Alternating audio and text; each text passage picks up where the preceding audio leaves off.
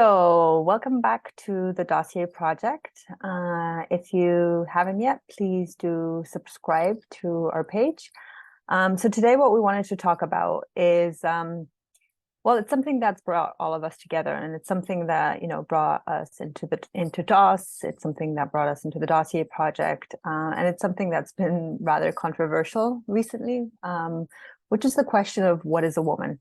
There was probably most of you have seen the documentary by Matt Walsh. There's a lot of debate about, feminism, equal rights. Some people have called us, I think even, I don't know if women hater, but that we don't like women, that we don't support women, which is actually kind of ironic because it's actually the contrary. We very much do support women and empowered women and strong women. And so we decided to tackle this whole question of what is a woman, and then where we stand with feminism, and what our goal is and what our vision for women are.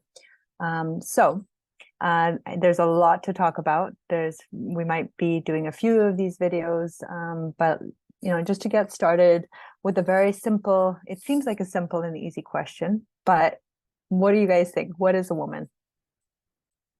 Well, I can share. I mean, just as the resident doctor, if you wanted to biologically define woman, there is a biological definition, and that typically is women have two X chromosomes and men have an X and a Y chromosome. And biologically, those particular genes express different things. So, I think it's pretty obvious, and although this is up for debate in our society at this point, I think it's pretty obvious that women are born into a body that has the privilege, without earning it, without doing anything to have it. And not all women, unfortunately, some of our bodies don't work the same way, but typically they're born with the privilege of being able to give life, to conceive, to carry life, and to be able to birth life. That comes along with the privilege of having a menstrual cycle that cycles with, it has hormonal cycles that cycle to be able to allow that to happen. And I think there are very specific differences biologically from a male body, which has, the Y chromosome, and has different influences hormonally in a male body, primarily testosterone and growth hormone, mostly testosterone being the differentiating factor. And I think that those biological differences set a foundation for our experiences to be very different in the world, for women to experience things much more vulnerably, experience their mortality much more. And I think men experience much more almost invincibility with the power of their testosterone and things like that. And I think also biologically, there are differences in terms of being hunter versus maybe gatherer. The question for me, and I guess maybe as we're exploring this, is, okay, well, how much of it is biologic and how much of it is environment? Because we have, as women, these biological, men and women, these biological differences that set the stage for our experience. But we also have environmental factors. We have a society that has traditional male-female roles, the roles that we should play, beliefs about what it is to be a woman. And we have male beliefs or sexuality that has molded us to be a certain way sexually or femininely. And, so all of these things, I think, come together to influence what it is to be a woman. But there are certain things that I believe we should just accept as part of biological reality, which, are being questioned in our society today. Right. Also, with that just said, it's also a big generalization in the sense that there's always exceptions to everything. So there are women that are born with penises. There are women that are born without, that can't produce, have children. There are women, so there's people born with XXY chromosomes. So there's always exceptions to everything. But I agree there's, and I actually, did my master's thesis about this whole topic of women, men, femininity, masculinity. What exactly is it? So it's something that I feel very passionate about. And I agree there's a whole aspect that is biological in terms of hormones and our structure. And in general, women tend to be structurally not as big, not as strong.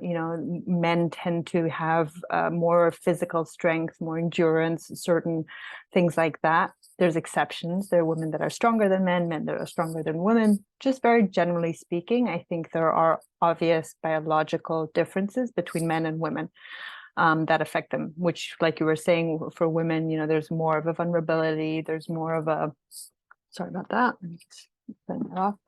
The menstrual cycle, it has a whole emotional, psychological kind of a experience that we have with pain that we, deal with every month that men don't have, et cetera, et cetera. So I agree with that. And there's also the whole gender aspect, which is, the roles, the mother, the father, the producer, and I think those are very much man-made in the sense that it's something that us humans came up with these, and we maybe because our biologies and our were more for one or the other. Men were better at hunting, women were better at gathering.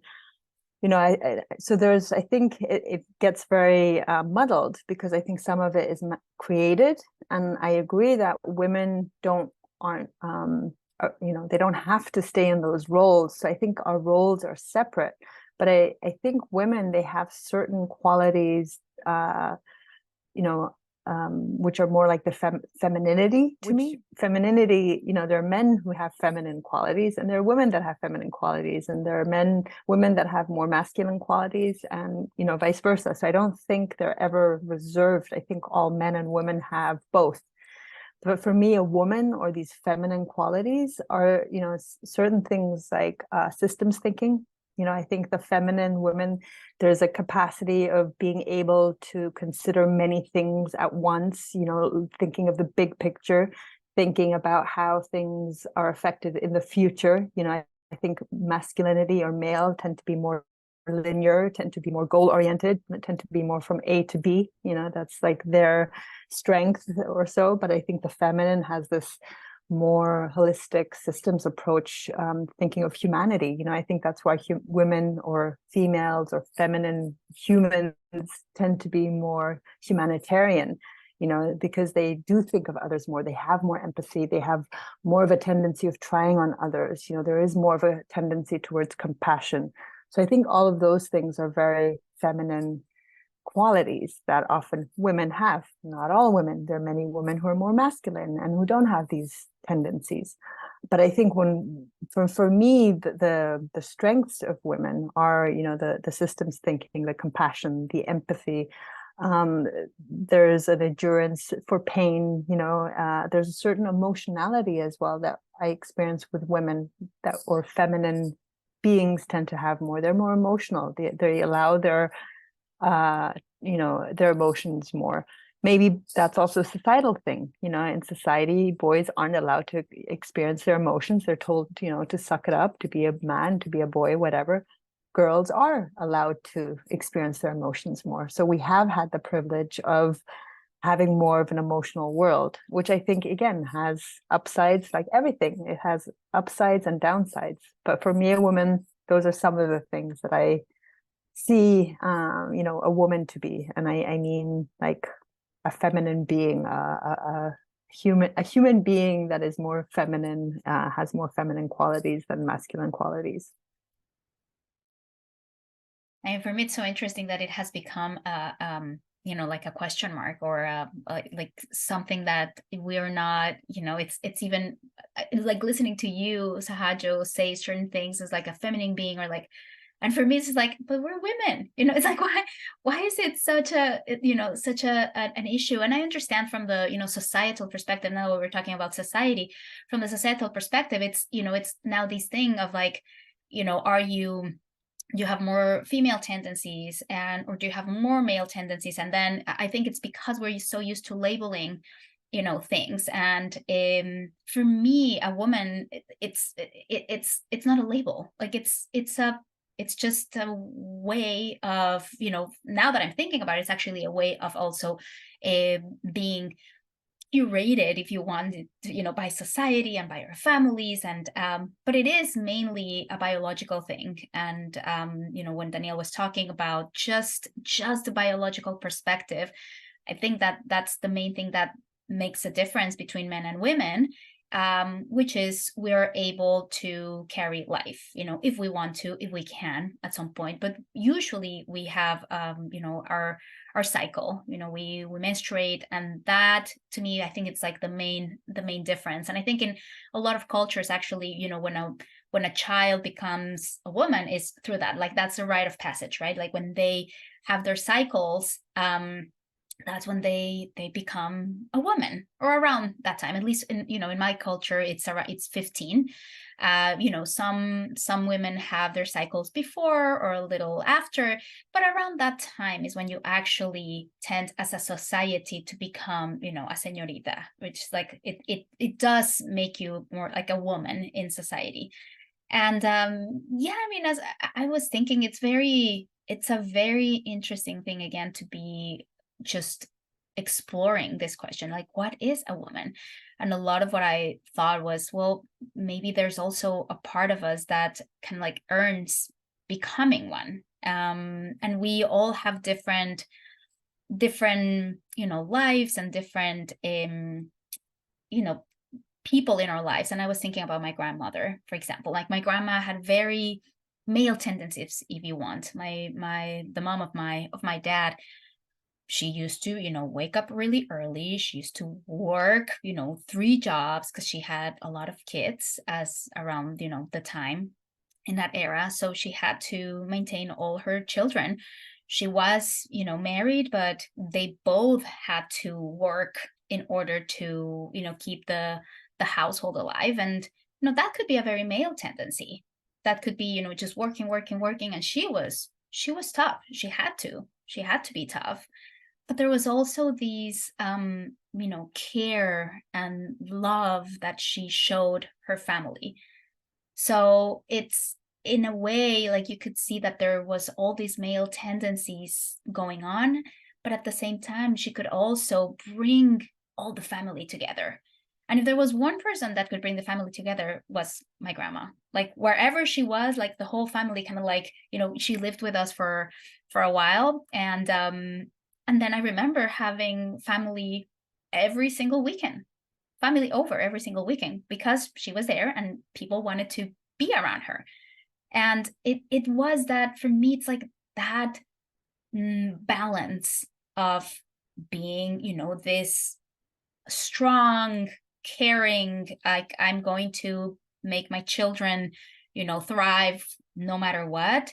And this, like, like, grandma sweetness of like, okay, well, I'll take care of you, and I'll be the glue of our family. So I think, that made me think a lot of how much we can actually pick and choose as qualities that we want to develop, versus what has been, or what we have inherited, either as a society or, as a biological being. Like, there are things that we can pick and choose and be like, okay, I want to be this type of woman. I want to be, I want to have more strength, or I want to have more compassion. And as a man, you can do that too. Like, and we can talk about that in another time, but like, I do think that, men developing compassion might not be as well received in society as a woman, or as a woman, sorry, developing compassion.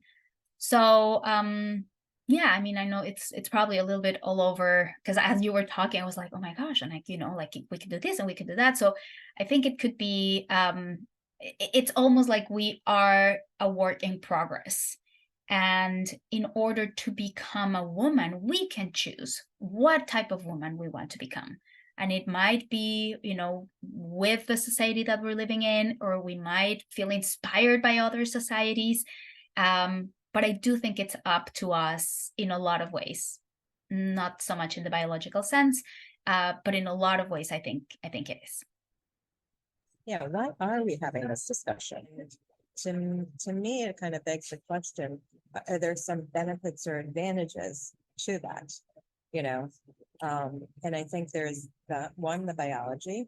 I think there's the gender, to me, male, female is biology. Gender is women or men. You can be a biological male and also not be a man. What does it take to be a man? I think the men know this, and it's just like with women, you could say with Andy, what you were saying, there's certain rite of passage, whether it's like beginning menstruating or something that you technically become, say, a woman, at least can biologically produce, and you become, childbearing. And the feminine and masculine, I agree, also traits, so to me, it's like there is a distinction between, let's just say, the hardware and the software. The hardware is the physical body, right?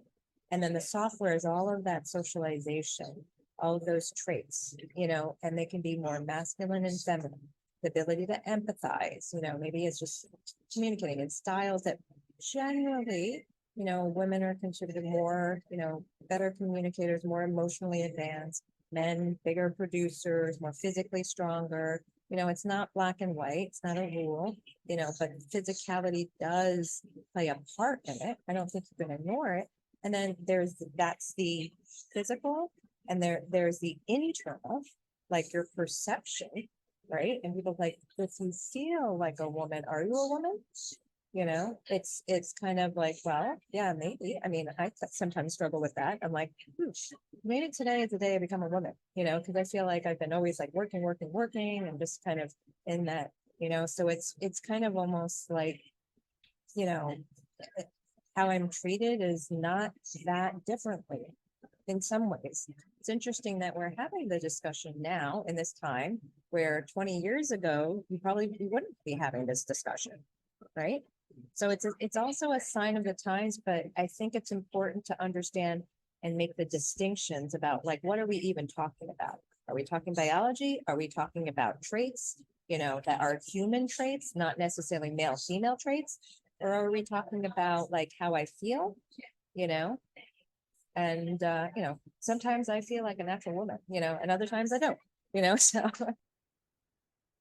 So besides all of the physical differences and biological differences, we can talk about the male-female body.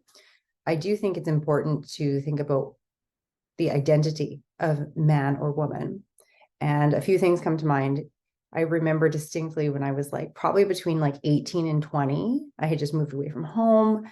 And I remember sort of thinking, like, do I identify as a woman? And it felt a little weird to say, like, I'm a woman with brown eyes, or like whatever, right? But like, it didn't feel right to say I'm a girl.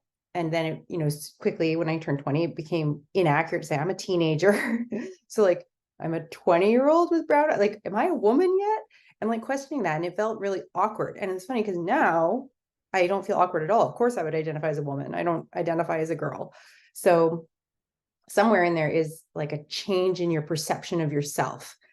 I also think about this question, and it brings to mind, I think it's a scene in Erin Brockovich, the movie, where there's a woman, a secondary character, who Erin Brockovich is talking to. And I believe the woman had, cancer and some sort of surgery where like she had a mastectomy, double mastectomy, and a hysterectomy, like all of her like female parts were removed, like surgically removed, gone. And she like had this question, am I still a woman? And she was very emotional. And Erin Brockovich had a really like powerful exchange with her or something. And I remember I saw that, when I was quite young, like a young teenager, a young woman. And I remember being really struck by that scene. So I think this is a question that has stuck with me for a long time. And there's no one answer because it is very much tied up in your identity. So a lot of it does have to do, I think, with how you perceive yourself. Do you perceive yourself as a woman or not? That's kind of the answer to that. But I think there's a lot more to talk about. And I think we'll leave it at that for now, and we'll see where we can go with this and take this conversation, because it's a very rich discussion. So thank you for sharing, and thank you for watching. If you like our conversation, please subscribe, share it with others. And let us know what you think about these topics in the comments. And we'd love to take this discussion on. So thank you so much, and bye-bye.